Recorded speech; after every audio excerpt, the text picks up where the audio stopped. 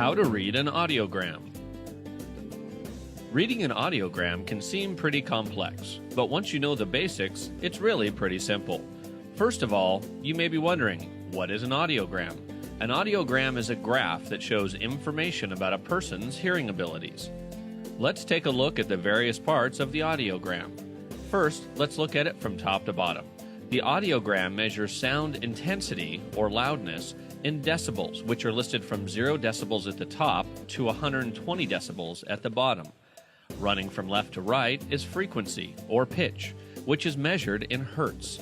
The frequency starts on the left side with 125 hertz and goes up to 8,000 hertz on the right side.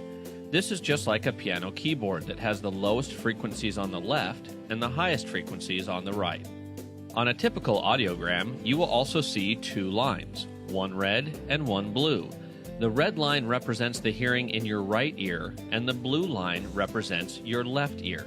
If your audiogram does not have colors, then the line with the X's represent your left ear, and the line with the circles represent your right ear.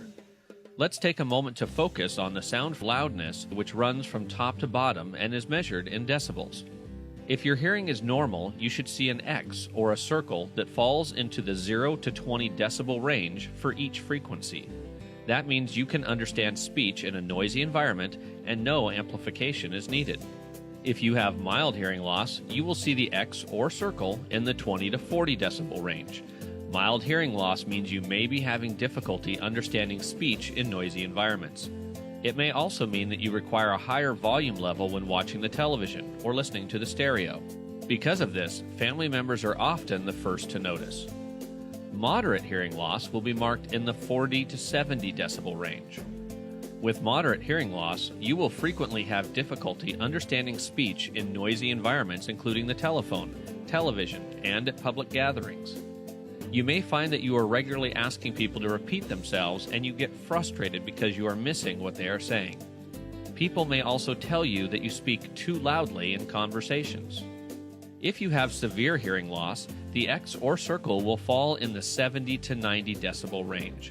This means you are having significant difficulty hearing during most types of communication, and you may start avoiding noisy places where you know you will miss much of the conversation. And if your hearing loss is profound, you will see the mark in the 90 to 120 decibel range. At this level, you are having major communication problems in all situations. Profound hearing loss typically requires visual assistance while communicating, such as lip reading or sign language.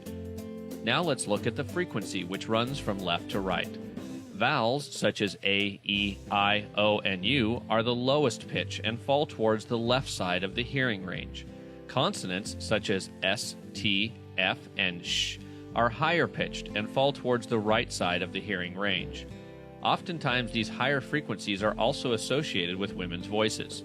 This section of the audiogram is commonly referred to as the speech zone because most human voices reside within this range of frequency and volume.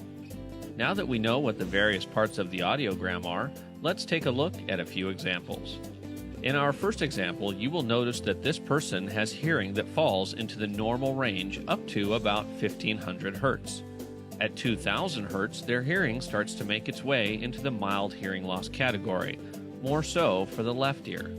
At 4000 hertz, there's a significant difference and the hearing is now in the moderate hearing loss category. At 8000 hertz, this person's hearing falls into the severe hearing loss category.